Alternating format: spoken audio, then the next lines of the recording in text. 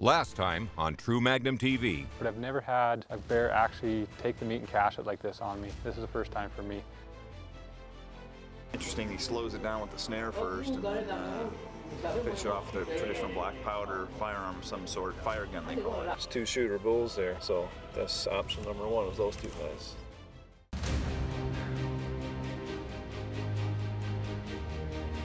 Hunting season has begun. And these men will put it all on the line for the hunts of a lifetime.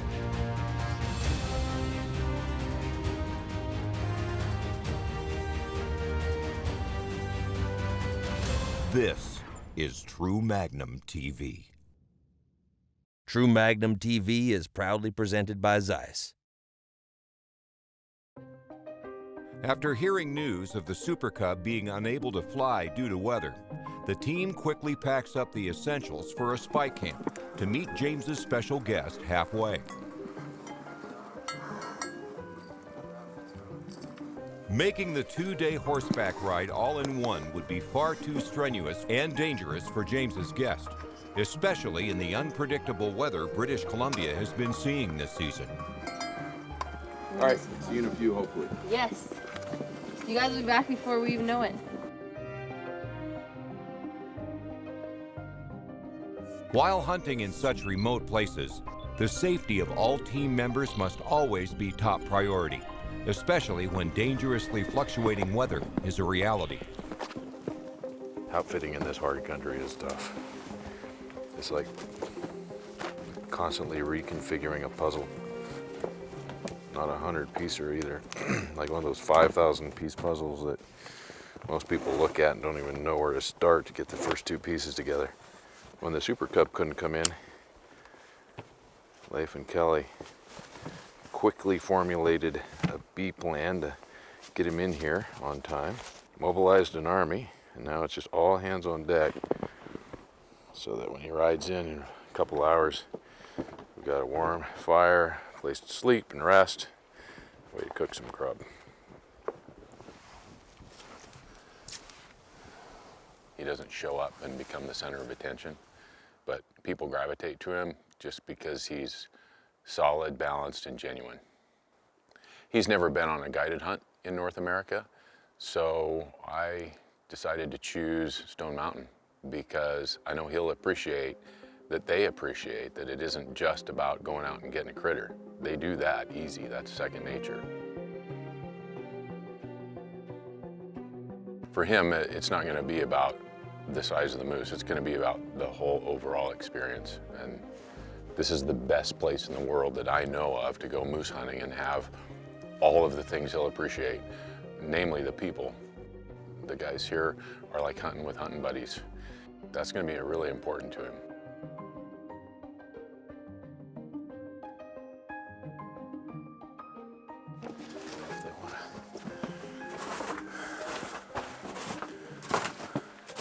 I'll tell you that. We never had those. What's that? Shovels? Not that kind. Low to dry anyways. We would always spend the very first slow day cutting fir boughs, Oh yeah. making ourselves a bed. Yeah. That was tedious. Fortunately, we had an old elk hunter dude who loved to stay home and do that kind of stuff. Yeah. His name was Graydon. He's the one that taught us how to elk hunt.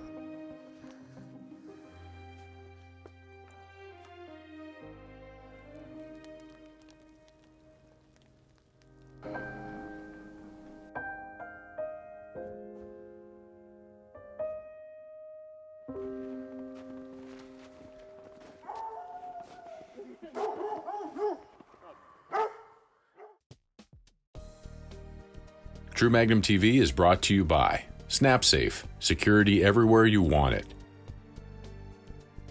Grand Lake Adventures. And by True Magnum, the world's best hunting.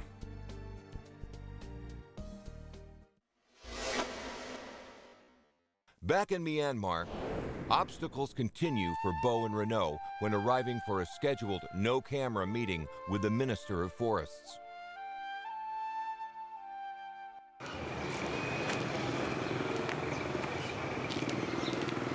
what happens, like always, we got a little unplanned change.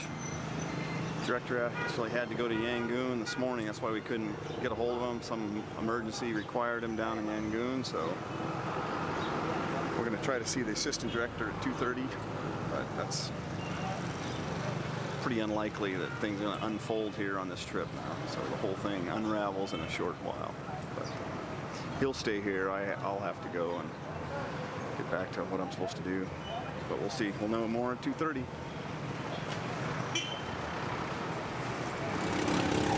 Show up in a limo or leaving in a cab. What's up with that? Am I mistaken, or we show up in a limo this morning?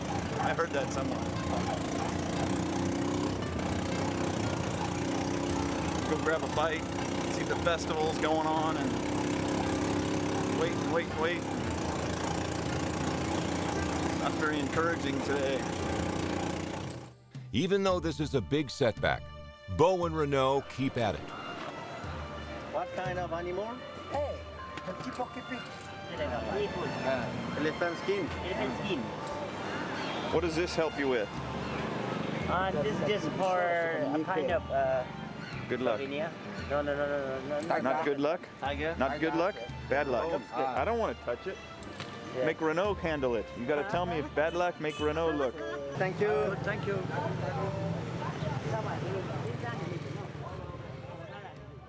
They are determined to dig deeper and collect DNA samples with the aid of Renaud's world-renowned biologist, Mark. But it looks like it may require a lot of patience. Normally we'll be able with a piece of skin to get back DNA and to know from which part of the country is coming. Following the other study about the Siro and the Goral and the Munjak and somebody healthy, just with a piece of skin. Even sometimes with inside the teeth, you can take the DNA. Here is ready to buy this one and two Siro and two Munjak.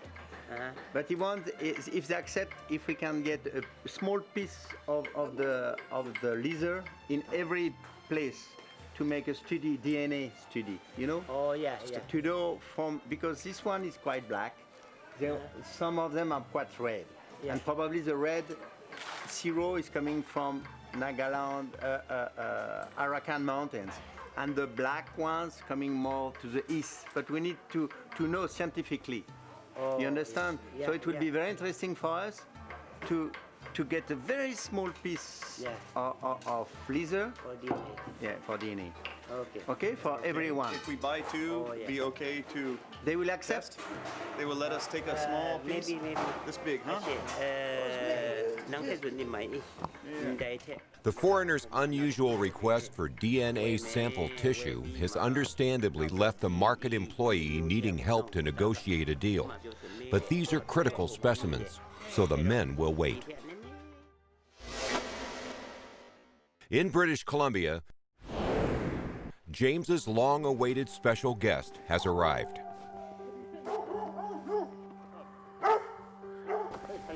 Hey, Dad. Hey. You made it. What are you doing down here? What? What are you doing down here? Yeah, no kidding. I'm meeting some strange, crazy places, huh? Yeah. Got me a rope there. I've heard it said that your dad can also be your best friend, but I haven't found that to be true. Good to see you. Hey, good to see you. Yeah, he took me on my first deer hunt, my first elk hunt, my first mule deer hunt, just about everything. Now it's my turn. Ready to take him on his first moose hunt. No, don't try to outspot Tim and don't try to keep up with Riley. Okay. He works hard, he plays hard, he hunts really hard. The two of us have done do-it-yourself hunts for a dozen of the North American species. Coffee on? Yeah. That's what I was after. It's instant though. Oh, instant. That's okay. He bought his first car with the money he made trapping. He's never hunted a moose. Always wanted to, never had the chance. Put in for draws for decades, never drew a tag. He turned 70 this year and I just said, heck with it, we're going moose hunting. not waiting any longer. Range always matters. That's why I always have my Zeiss Victory RF rangefinding binoculars.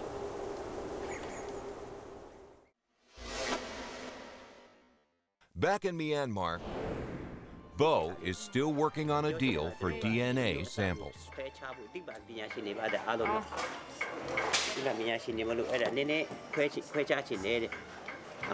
For example, in my region, yes, many different cereals like this, black color and sometimes a little reddish or a little bit brownish, something like that. Different colors. Different color in the same area. The same area, yes. In the east of Putao. East of Putao. Near Gongsan. Both west of Putao and the northern of Putao. When they are young, they are more reddish, and when old, black, no. We don't know. You don't know. You don't know. Okay. Pretty interesting. We're going to take DNA from all of the C-row and the takin that she has, and trace the DNA. We're going to purchase a couple. He's a scientist, so he can purchase them and take them back and keep them in for records. It's got the most hair on it, I think, is why he wants that one. And then we'll start to get a fingerprint of where they are. He'll be able to tell where more local. These three came from here, and these three came from here. So that's great. It's really what he needs to start his process too. So it's been good. It's a female. Yes. It's a female. To build a hunting industry, it's imperative to identify the native species with DNA samples. This helps to ensure that only non-endangered species are actually being hunted. Yangon, many. Il demande 50, c'est-à-dire encore $36, et ça, 20. How much? 50? 20? This study 30? 30? For munching.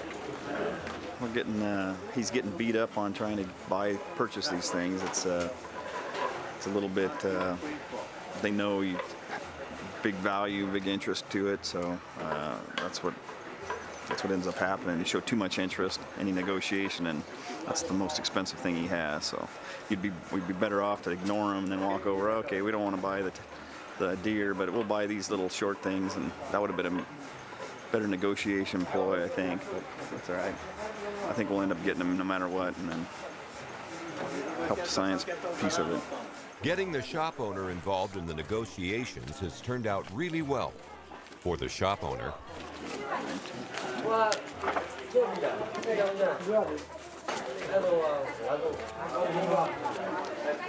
like a drug cartel.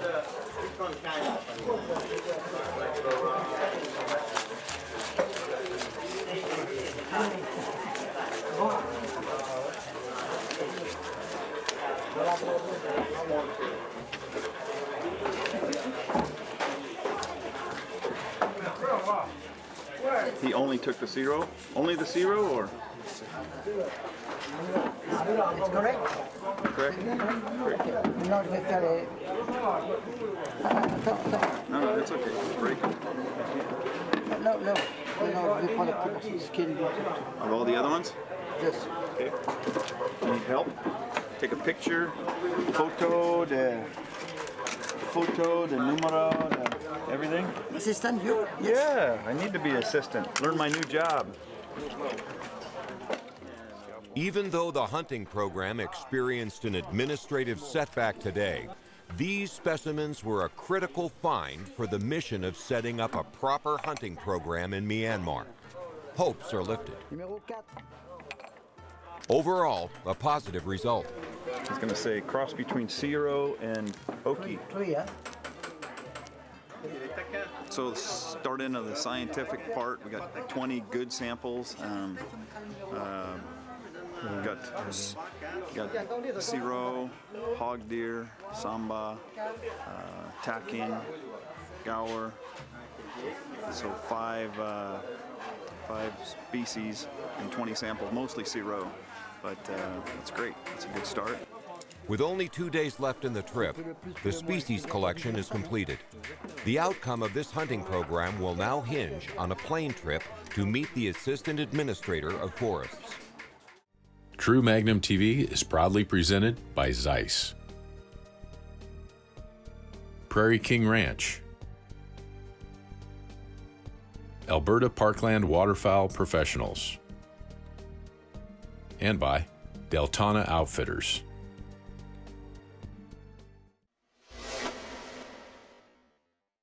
In Myanmar, there is more trouble at the airport. How do you think, and you don't go Putao, and can we refund for one person, and or I don't know. Well, we're about stuck in the mud here.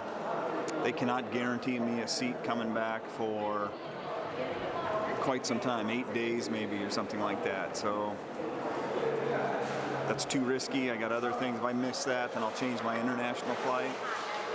Change that. You don't know, 4 or 5 days on those sometimes. So I could be 2 extra weeks here for one meeting typically. You know, it's great to go to that area and start poking around, but it's just too much to risk. I can't, I got to get back and do my other deal, so obligations. That's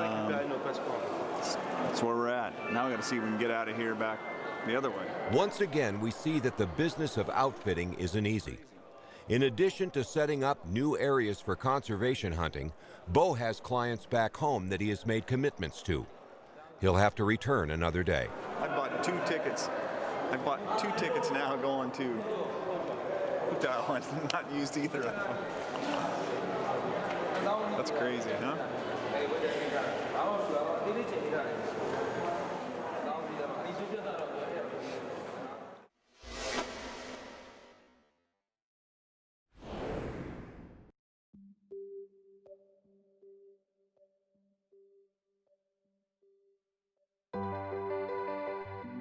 Unable to see in the distance eliminates glassing as an option. This morning, calling is going to have to be the way to go. We woke up this morning expecting nice clear weather. It's supposed to be frosty. And we woke up to some extreme dense fog. We've been walking around for 2 hours trying to figure out exactly where we're at in this thick stuff. We finally kind of got to where we want to get. There was a big fall down over this way last night. So hopefully we're going to set up here, do a little call and get something to come out of the mist.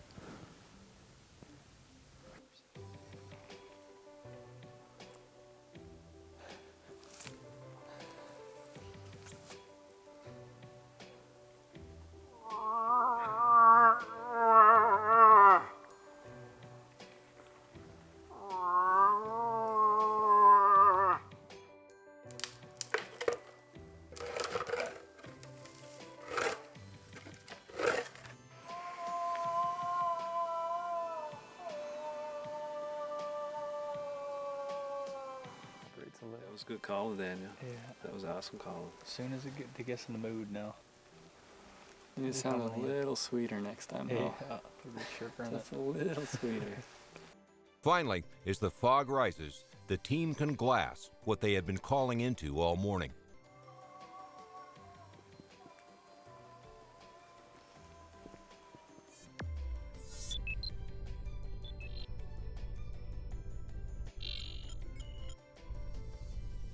Man, those are beautiful bulls right there. We only got about half an hour left of light. You see the sun setting around me here.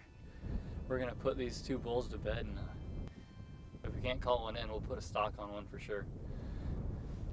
2 shooter bulls, but 1 above and beyond what we were looking for. Weathered in, mid-morning nap, and all of a sudden Meg hollers out, "Hey, there's a bull moose in camp." Okay, Malcolm, nice and easy.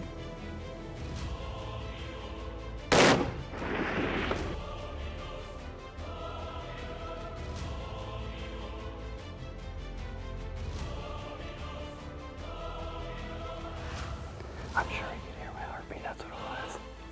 It's thumping through my chest.